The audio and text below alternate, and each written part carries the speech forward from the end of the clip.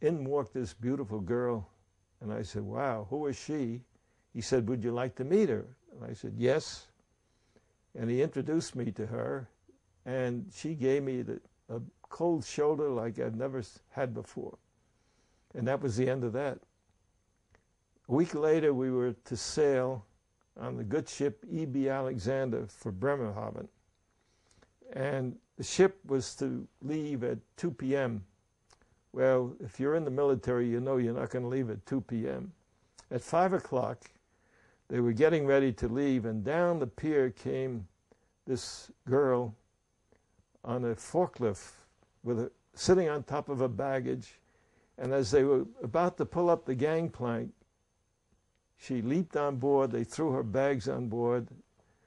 And that evening, all the prosecutors met on board deck, and we started to introduce each other.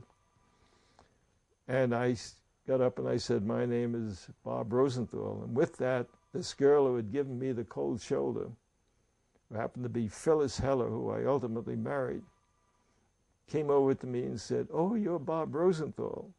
She had met a Columbia law graduate of hers who had been in her class, who had been in the same law firm that I had, and he had told her about me.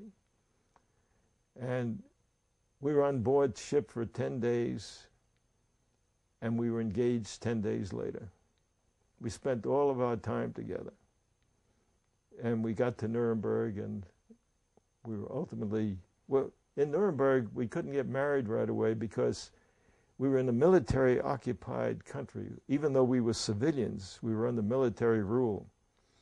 And the military had an order that if you wanted to marry, you had to get permission. The reason for it was very simple. Many soldiers, many of our GIs would go overseas and meet somebody, some girl that they didn't know, and they were lonely and they'd want to marry right away. And I remember we had one pilot come over. He had a wife and a young baby, and he put the baby's booties in the cockpit, had it hang like you do sometimes in a car.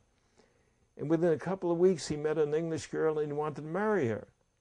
Well, we kept putting that off and putting it off until he finished his tour and sent him home, and he'd never got a divorce. He went back to his wife. So we had to get permission from the military. And we finally got permission 6 weeks later, which said that this marriage will not bring discredit to the armed forces. And we were married before the Burgermeister in on September 14th, 1946. My wife, Phyllis, spoke German. I didn't.